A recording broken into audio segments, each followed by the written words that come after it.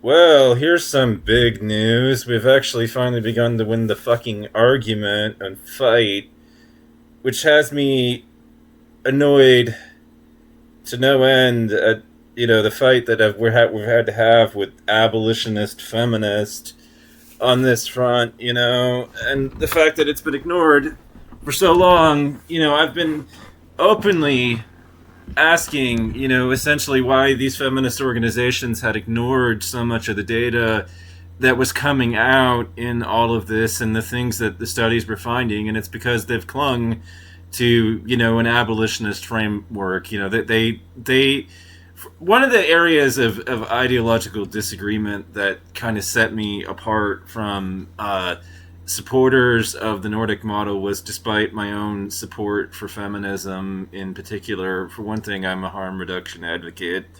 For another, I look at the world's oldest profession, as you would call it, and I look at it from a framework of it's always been with us. It's got a history that goes back for thousands of years. It's not going, and therefore, it'll still be with us in thousands of years from now. It's always going. It's always been with us, and it always will be.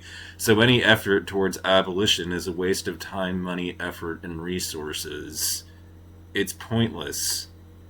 We should not be spending time. We should not be spending money or resources trying to chase after a pointless exercise in futility and a pipe dream, and that pipe dream being, abolishing the world's oldest profession.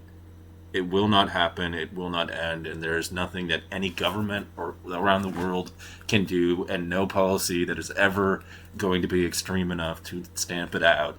It will always be with us. There's no hope. Abandon it and accept the reality. You know.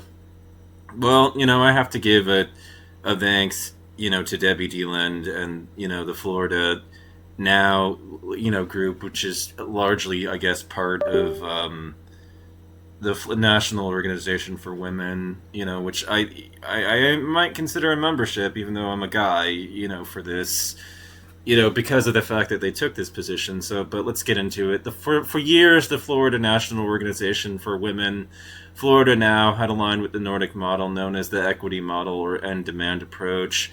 This framework decriminalizes the selling of sex but criminalizes the buying of sex alongside brothel management, third party support, and most forms of advertising. The Nordic model is often promoted as a feminist intervention intended to reduce exploitation by targeting demand rather than criminalizing sex workers themselves. Now, another issue of statement about this is just the people who have been advocating it.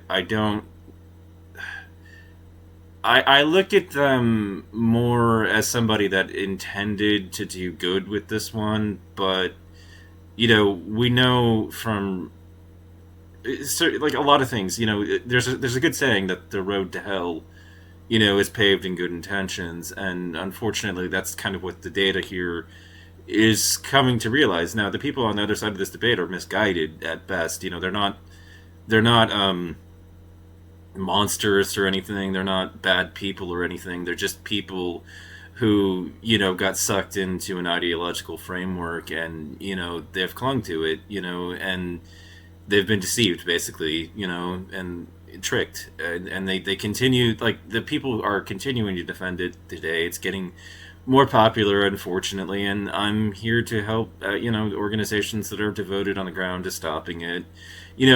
But as more data emerges and as sex worker-led organizations continue to document the real-world consequences, the Florida Now and other feminist groups across the country are reassessing whether the Nordic model actually protects the people it claims to help.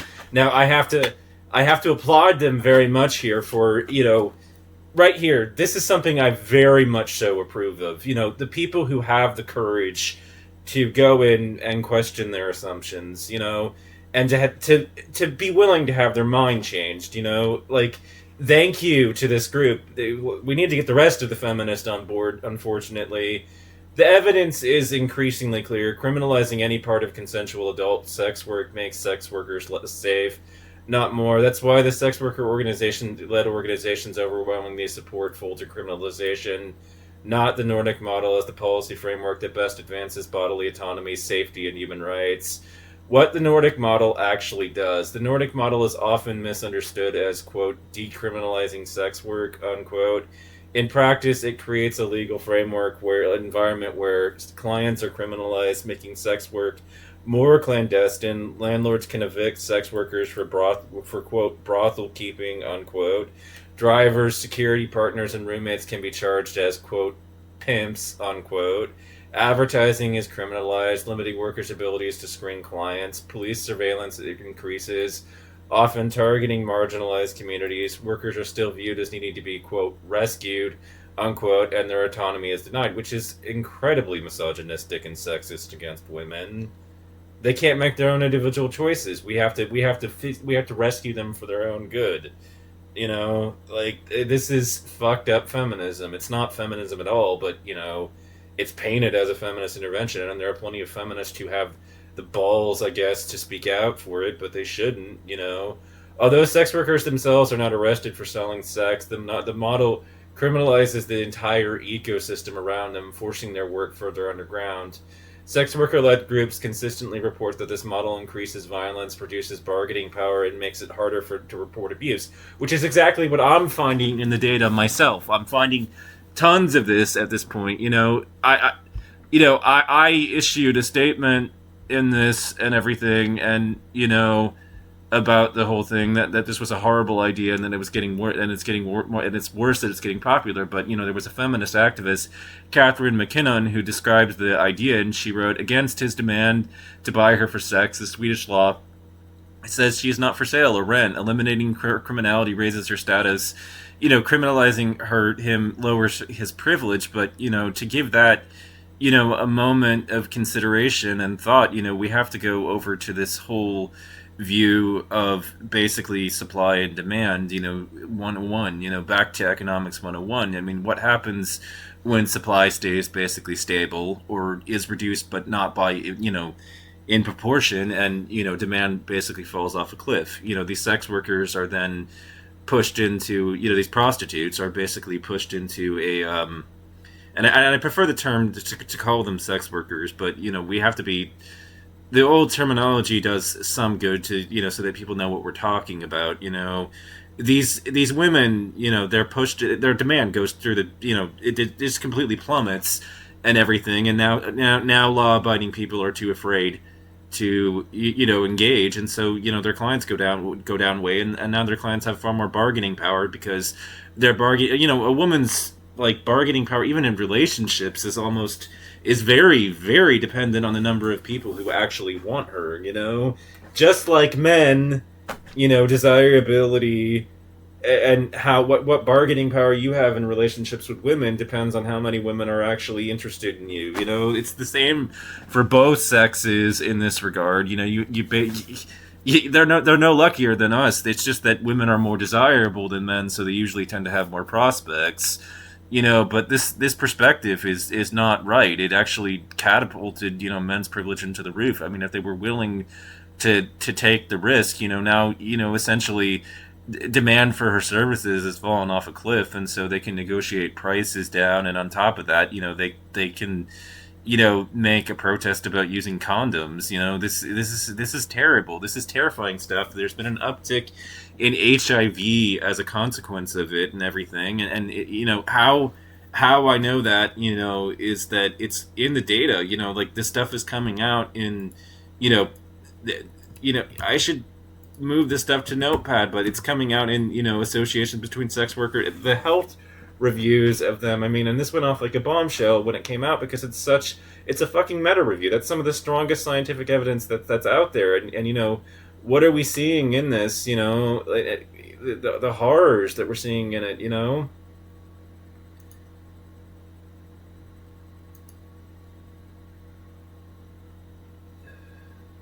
So we get to see the different frameworks that they're examining, but the thing is that I didn't expect to see this in the data myself, because I would think that women had enough bargaining power in things that they would never, because they are so incredibly desirable that condom use would be very difficult for them to negotiate off. But 5 studies measured the association between repressive policing studies and condom use, with both paying and non-paying partners. Meta-analysis of 4 multivariable estimates suggested that on average 3 practices were associated with increased odds of not using a condom, with moderate heterogeneity across the studies. The overall association between repressive policing practices and condom use increased when pulling unadjusted estimates from 2 studies. Subgroup analysis suggests the odds of condomless sex with clients was higher following policing exposure, or when additional money was offered. There was no difference between the odds of condomless sex with non-paying partners after police exposure. So basically, if they weren't paying, that was one thing, but if they were, it does. That's what's coming out in the data and everything. And so if a man's going to actually pay for sex, he's going to want, to not have to use it, and that's reflected in the data and everything. He's going to try to demand more for this, and it makes the whole fucking thing, and especially if he has to take on a risk premium of being fined by the state and the police and everything in this, and so he ends up with far more bargaining power. The women get desperate because they have far fewer clients because the law-abiding ones disappear, and the only ones that are left are the ones willing to break the law. So they're taking a risk, and so they can use that to demand more from her, especially because demand for her services has fallen off a cliff, basically, and so they know that she's desperate at that point, and so she's more flexible, and they totally cynically exploit this whole situation, and everything. And so Catherine McKinnon is wrong. A man hasn't lost his privilege in this whole thing. That's not how it's worked out. His privilege has skyrocketed to the stratosphere, especially if he's willing to risk breaking the law, and especially in these states where the worst offense that can possibly happen to you for breaking the law, like in France, is basically you get fined. Like if you go on sex tourism, for instance, if you visit that country, to take advantage of this, well, what are they going to do to enforce a fine? If you just leave, you're only there to visit. And this is what's going on, and everything, and what's happening, and we can see this, across the United States and globally. Sex worker-led organizations, including the Global Network of Sex Work Projects and Decriminalized Sex Work (DSW) and sex worker outreach projects, and dozens of local collectives are unified in this position. Full decriminalization is the only model that improves safety and human rights for consensual sex workers. The rationale is grounded in lived experience and supported by decades of research. Criminalizing clients increases danger. When clients fear arrest, they rush negotiations, demand more isolated meeting locations, resist screening, are less willing to share identifying information, and this creates conditions where violence is more likely and harder to escape because they isolate these poor women that are doing this sort of thing. And that criminalizing the third parties harms the workers. Under the Nordic model, anyone who helps a sex worker, driver, roommate, friend, co-worker, or receptionist can be charged with, quote, pimping, unquote. This forces workers to work in isolation, which we know is a warning sign for domestic violence and abuse, right off the gate. That lifted off that data. That's what does every wife-battering piece of shit do? It tries to isolate her from sources of support. They avoid hiring security, they avoid renting shared spaces, and they hide their work from loved ones. Isolation is one of the strongest predictors of violence, and this is true. This is not just in this context. This is in all contexts. Trying to isolate, women is one of the biggest predictors of it. Police surveillance increases stigma and fear. Even when workers are not the target of arrest, they are still stopped, questioned, harassed, threatened with child welfare involvement, and pressured to act as informants. This erodes the trust and makes reporting violence nearly impossible. Trafficking, violence, and forced sex work, including those who are minors, are still crimes when consensual sex work is criminalized. The Nordic model does not reduce trafficking. Research from countries using the Nordic model shows no evidence that criminalizes clients reduces trafficking. In fact, pushing consensual work underground, it becomes harder to identify and support trafficking survivors. Full decriminalization improves safety and health. Evidence from New Zealand and parts of New Zealand where sex work is fully decriminalized show increased reportings of violence, better relationships with law enforcement, improved outcomes, no increase in trafficking, and stronger labor protections. Workers in these regions overwhelmingly reports feeling safer, more empowered, and more able to refuse clients. Now, they try to mock this and everything, and the arguments, but the arguments against it are bad. God, these women are more able to say no. And so they have more bargaining power in the situation. Feminist organizations are reconsidering, and we need more of them to do so. Feminist movements that are committed to bodily autonomy, racial justice, and equity are increasingly recognized that criminalization, partial or full disproportionately harms women and LGBTQ plus people, migrants, and people of color. Policies must center the voices of those most affected. And I agree, consent and coercion cannot be addressed through policing. Agreed. Safety comes from rights and support, not criminalization, and I agree. Sex worker led groups at this point are clear. The Nordic model does not protect them, it endangers them. The rationale for full decriminalization means removing penalties for both selling and buying consensual sex services while retaining strong laws against trafficking, exploitation, coercion, violence, and child abuse. It's not legalization, which imposes heavy regulation or creates a two-tiered system that still criminalizes marginalized workers. Decriminalizing simply means that sex work is treated like any other form of labor with access to workplace protections, community health services, housing, safety planning, and the ability to call 911 without fear of criminalization. It is the model supported by Amnesty International, Human Rights Watch, the World Health Organization, UAIDS, the ACLU, and every major sex worker organization in the U.S. and globally. You know, as Florida now continues to evaluate its position, the central question is this: which model actually keeps people safe? And this is where the statement on this one is really telling. The Nordic model, despite its intentions, and this is what I would say in response, the road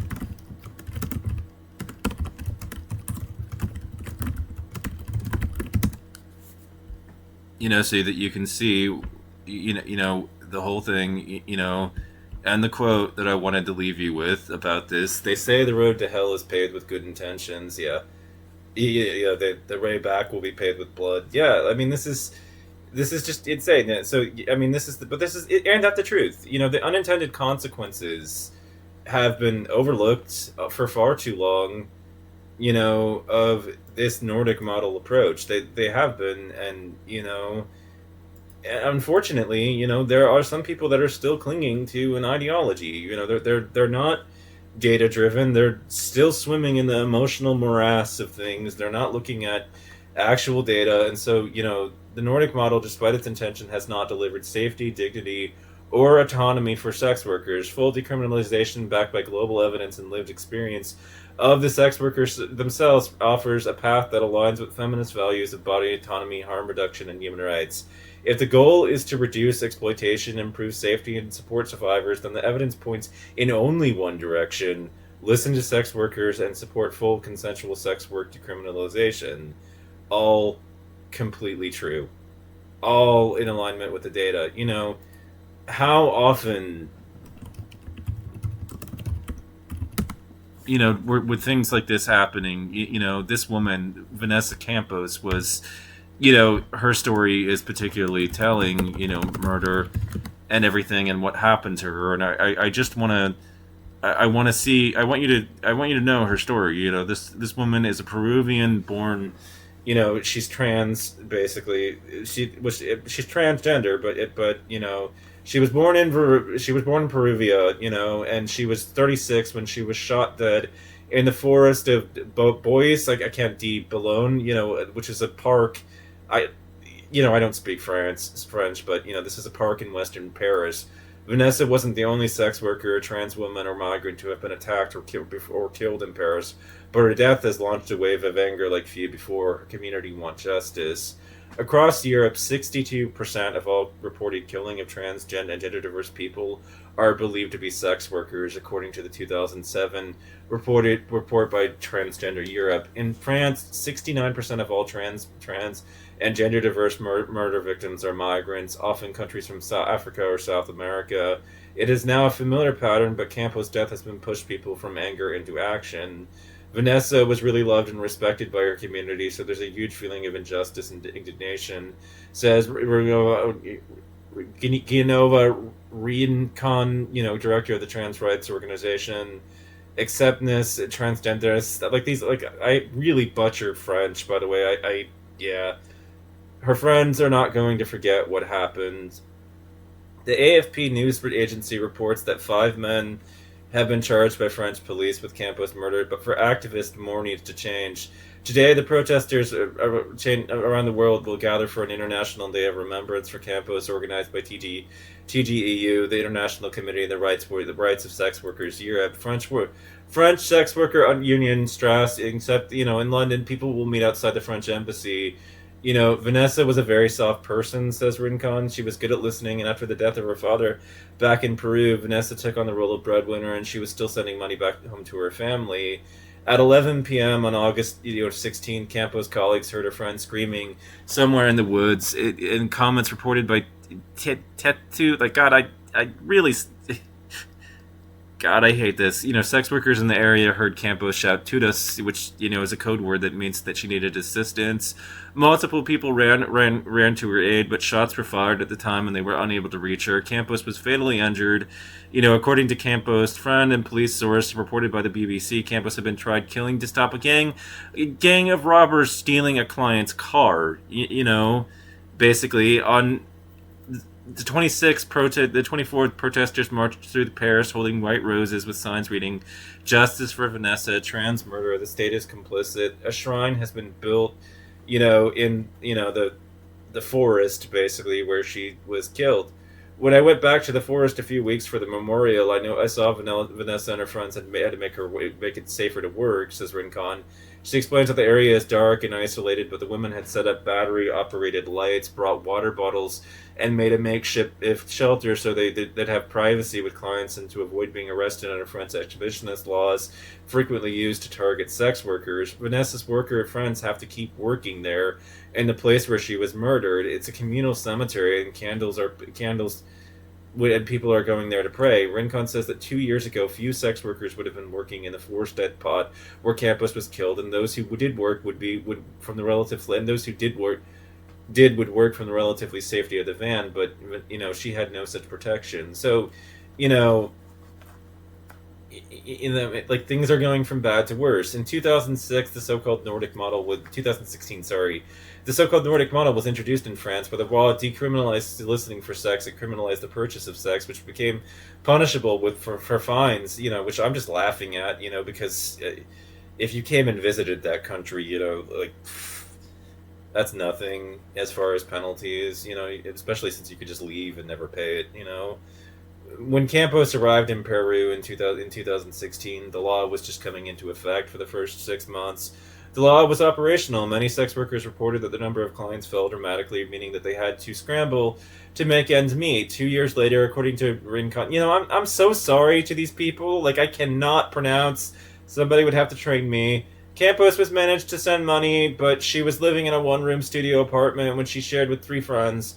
Rincon tells me the new legislation has forced sex workers into a double bind. They must protect clients from police and criminals who know that their clients are now easy targets,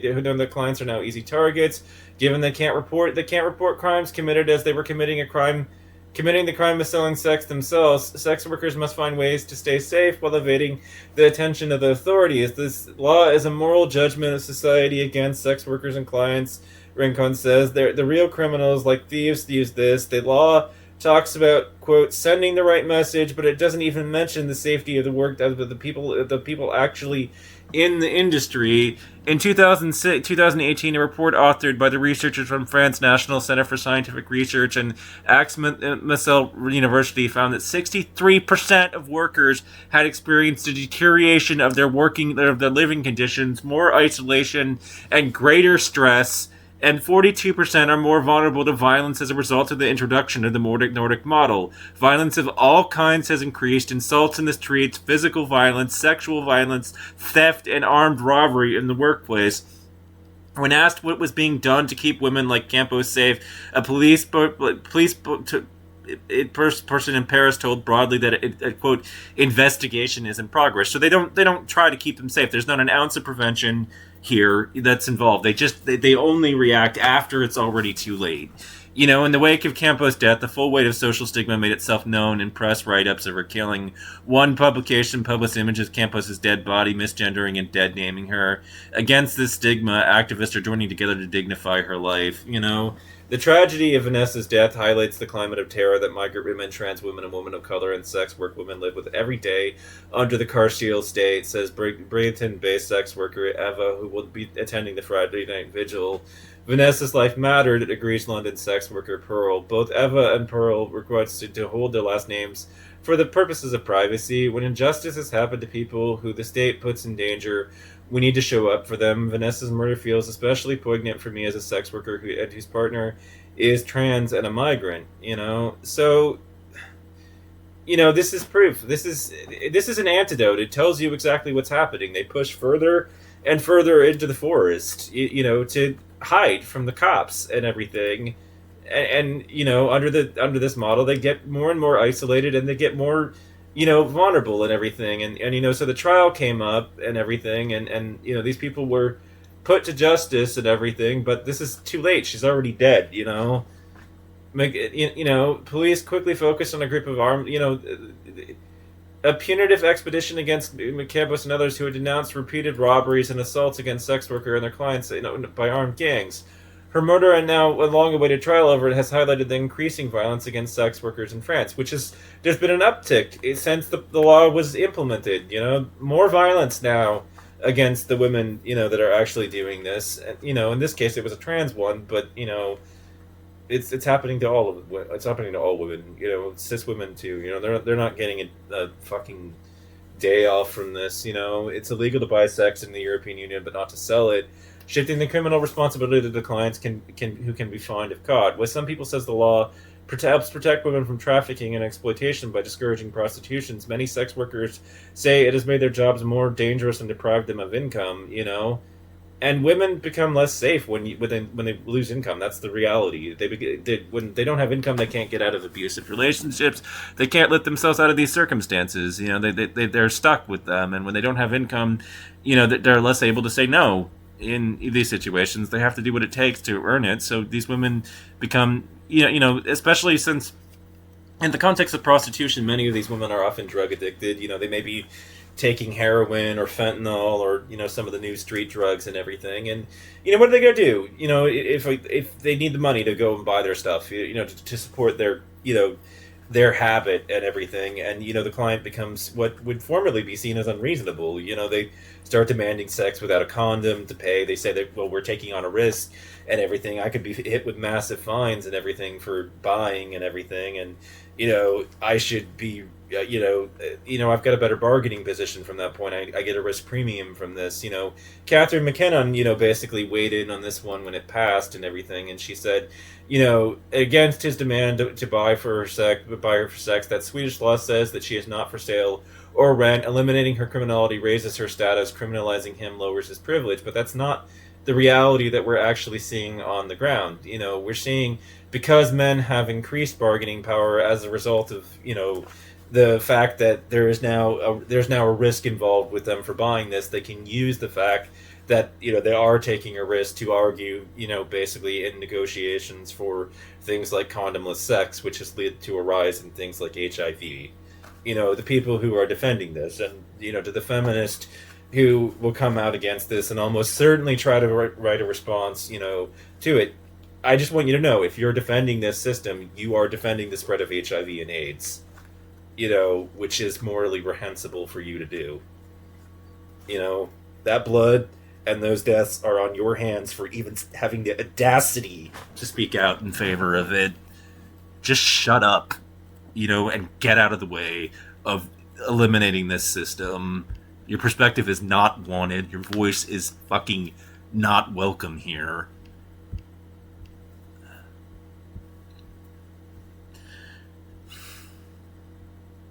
As far as I'm concerned, if from all of this, if these feminists that are pushing the abolitionist framework don't accept that this model is, from what we've gone over here, and the French state is not complicit for adopting it, then they are in denial. Objectively. balance is not objectivity, and the media can't make it into it. I don't need both sides to know that these women, the women in these abolitionist supporting organizations, are in denial about what their policy has pushed. You know, this is the result of it. It's given men more bargaining power in these relationships, especially because they are willing to break the law in many contexts. You know, when I look at it and I look at France and I just see a vulnerable state of affairs, I see, a reality where, from my vantage point, my risk assessment is just looking at that and thinking, what are they going to do? If I were to fly out and to visit France for whatever reason and take advantage of this precarious situation that they find themselves in, how are they going to enforce that if I decide to just leave the country and never pay the fine and laugh at the French state? These are questions that I'm now starting to ask. In the context of all of this. I mean, and seeing all this, because I'm not intimidated by what they're threatening people for buying. The risk just seems, you, you know, bupkis. I don't. It doesn't mean shit to me. If the worst that they're gonna do to me is to hit me with a fine. Oh well. And so basically, if it weren't for the fact that I was afraid of the natural consequences of things like HIV and everything, I might be, more, willing to do that sort of thing. But I am ultimately concerned about the spread of this particular virus, which is, anyways. But I applaud these feminist organizations for finally fucking seeing the light. I just wish the rest of them would finally get on board and realize what has gone wrong and everything, and that they've fucked up. My statement about that was that this is a horrible idea, and it's getting more it's horrible, more worse, so that it's getting more popular. If you think just locking men who buy sex up is a good idea, you're categorically incorrect. It's a bad one. Your opinion is an error in analysis and nothing more. Economics 101: when demand goes down and supply goes up and does not fall in proportion to the fall in demand, then working girls, sex workers, prostitutes, whores, however you want to refer to them, these women, they rely entirely on selling their bodies to scratch by and make bank. So when they either can't feel their drug habits or pay rent via sex work, you scare off all the law-abiding clients, and the only buyers left are the criminal ones. And what happens? They get super competitive on the clients that are left, and they have to spice up services to attract clientele, and so you get condomless sex. Feminism pays a price for its righteous fury in the form of the spread of HIV and AIDS. Furthermore, quotes like this, Catherine McKinnon describes the idea when she writes, "Against demand for her to buy to buy her for sex, the Swedish law says that she's not for sale or rent, eliminating her criminality raises her status, criminalizing him or lowering his privilege." And these statements are 100% categorically incorrect, psychotic, and delusional. This woman should really, honestly, be involuntarily committed for what she just said, because her entire perspective about it flies in the face of data and facts, and I can now confidently assert that that perspective is psychotic. It's a warped one that does not accurately perceive reality for what it is. Did you think that this would make men like me be forced to keep it in my pants? And I'm just sitting here like, oh dear, you sweet summer child, as I facepalm on it. You scared off working girls' clients. The nicer ones are gone. They have more to lose. Wives or girlfriends that they don't want to find out about what they're doing, and everything. Leaving only men who are more brutish and willing to take risks buying services. And so, in their desperation to make bank, to fund drug habits, or just pay rent, they start offering their bodies for money without condoms. Plus, in Norway, they use carrying condoms around as evidence in trials, so women working stop carrying them around. So because they can be used as evidence, they have to replace the shortfall of income somehow. So if it blows up in women's faces, you end up with more condomless specials, HIV infections uptick. Men don't need to buy sex. That's the fundamental reality. But some women need to sell it to us. So what you've done is scare off law-abiding clients and left only the criminals. And the most criminals aren't ones, with the nature of my own crimes, which are mostly just copyright infringement. They're not feminists, they're bad boys or anything. They're just just criminals, violent ones. So what you've done is give us a risk premium that we can use to not provide identification, negotiate for not using protection, and ultimately make sex work cheaper to buy if you're willing to break the law. Plus, all the research has taught us to buy a burner phone to contact her, insist on outfalls to a hotel in a remote area because the cops will try to monitor a place to track you down, and don't provide full identification, pay in cash. Your project has backfired. You were so conceited and arrogant, you thought this was a victory for women. When the men who buy are the only ones that are criminals, they have leverage because now they have to take on a risk to buy, giving them far more bargaining power, which means that she's going to be flexible to do things that she wouldn't normally do, rather than current male power that has actually only given us super privileges if we're willing to defy the law. Bring this bullshit to the United States, and I don't know, having consumed all this research, I might just, hell, I'd scope out the hotel before time with a drone to throw off suspicion for a CCTV camera, locate them all, and if nothing is available, just put black tape over the CCTV camera so that it can be removed later on when I'm done. So that I don't get charged with property damage in any way. You've given us bargaining power, made the working girls desperate, used the specter of withdrawal or homelessness to threaten her to agree to more risky sex. You've stopped nothing. You've curtailed our privileges not at all. You shot it through to the moon. Not only that, but you miscalculated, and if this popularization doesn't stop, so help me God, things are going to get so much worse before they even begin to get better. But that would be part of America's tradition, vast tradition of constantly doing the wrong fucking thing before it finally figures out, the right thing to do. It will try every goddamn thing before it tries the rational choice in all of this. This is a terrible policy choice. It's a disaster for womankind and for feminism, and it just leads down a dark rabbit hole where men can buy exactly what we want, and then I finally broke into the sexual part of this, and I don't like talking about this to strangers, but to come inside of you. After all, if it's down to that or fentanyl withdrawal or homelessness, can you really afford to say no?